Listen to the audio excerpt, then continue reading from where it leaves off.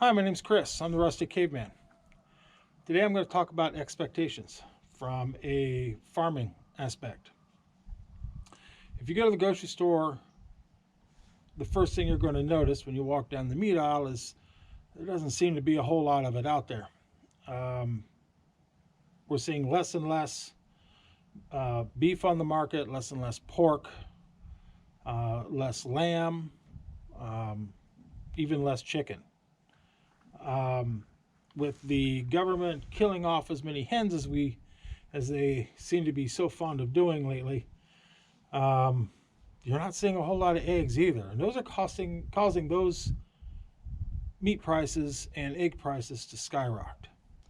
So let's set some expectations. If a calf were to be, if a cow would become inseminated today, you're looking at anywhere between 9 to 10 months before that calf hits the ground.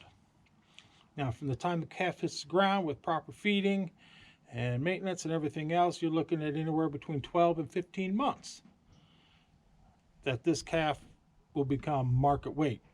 Market weight being butcher weight. That butcher weight is somewhere between 1,200 and 1,500 pounds.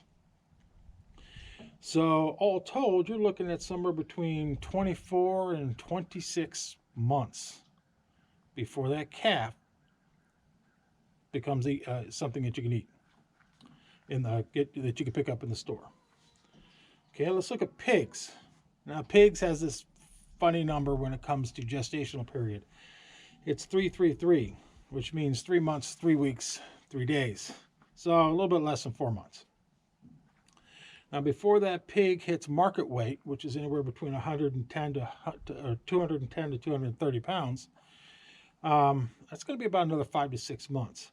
So if a pig would become pregnant today, it would be somewhere between 9 and 10 months. And that's not if anything has to be cured, because that's an extra couple of weeks. So your bacons, your hams, things like that.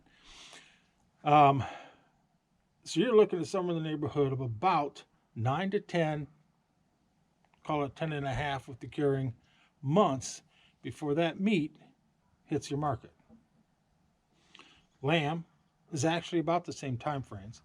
Its gestational period is just shy of 5 months, and it takes another 5 to 6 months to meet market weight, which is somewhere in the neighborhood of between 100 and 120 pounds.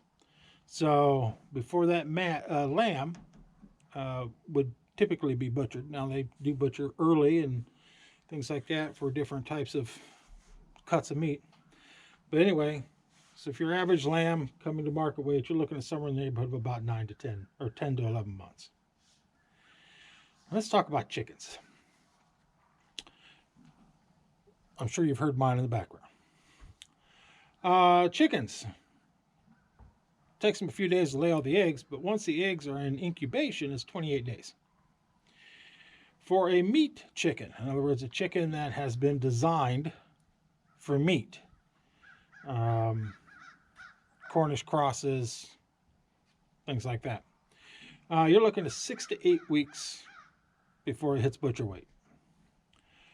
If you're going for a more heritage breed, then it's going to take you somewhere in the neighborhood of 10 to 12 weeks before that chicken becomes butcher weight. Now, this is for a fryer. If you want to be a broiler, it can go a little bit longer. Eggs. Now, as I mentioned in one of my previous videos, when a chicken first starts laying eggs, it's these little teeny tiny eggs. And it takes them a few weeks before they start producing what we would see at the grocery store as a normal sized egg. So eggs is anywhere between 16 and 18 weeks for the little tiny ones, depending on breed, and normal weight's 24 to 32 weeks. So, looking at my math here, before you're going to see that chicken breast in the market, that bird's going to be somewhere in the neighborhood of, from gestational on, about 2 months old. For heritage breed, you're looking at about 3 months old. Why is that important? Well, simply being, it takes a while to take the meat from the beginning to the end. Now, they've been obviously producing beef all along, and if we were to produce all of the meat that we need right off the bat, this is the time it's going to take before it gets there. So, at best case scenario, you're looking at somewhere in the neighborhood of, I'd say 16 months before, if the beef prices and if the beef production picks up to where it used to be, you're looking at 16 months. If we still have to grow the cows to be able to produce that beef, a heifer isn't bred until it's getting on close to a year old. So that means that you're going to have the 9 to 10 months gestational, and then the heifer is going to be another year old. So you're looking at,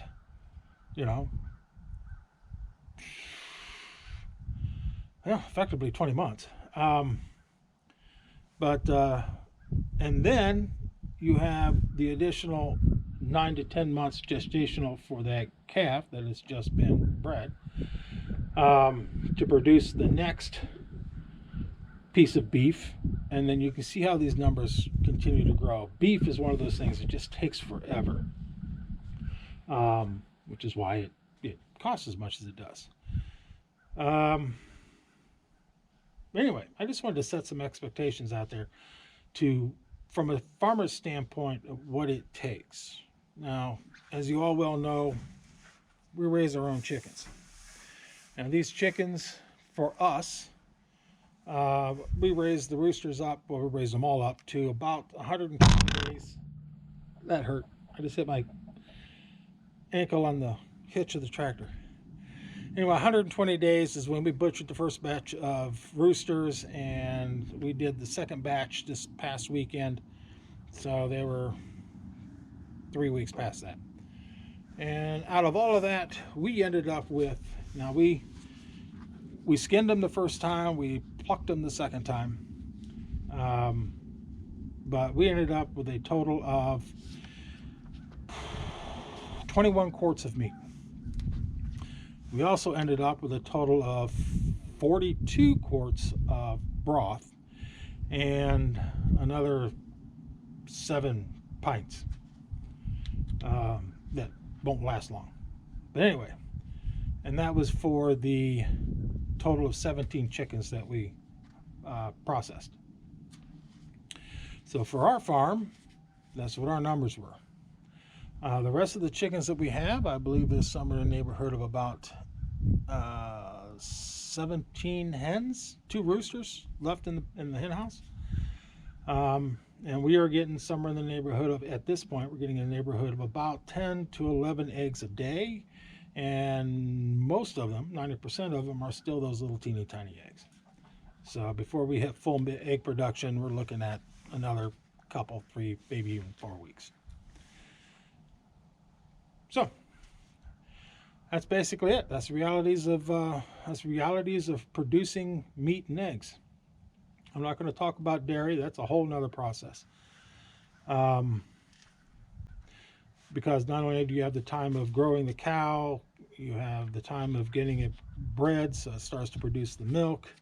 When the calf drops, then you have to wean the calf, and then you've got the rest of the dairy time, and then once you have the milk produced, you have to filter it, you have to cool it, and then you get to make it into the cheese, and the cheese has to be aged. So we're talking about a whole nother process, which is something I really have not been involved in. I mean, I've been involved with milking cows, but the rest of it, not so much. Anyway, my name is Chris. I'm the Rustic Caveman. I hope you got something out of this. I appreciate you all watching. Thank you very much. And you'll have a great day.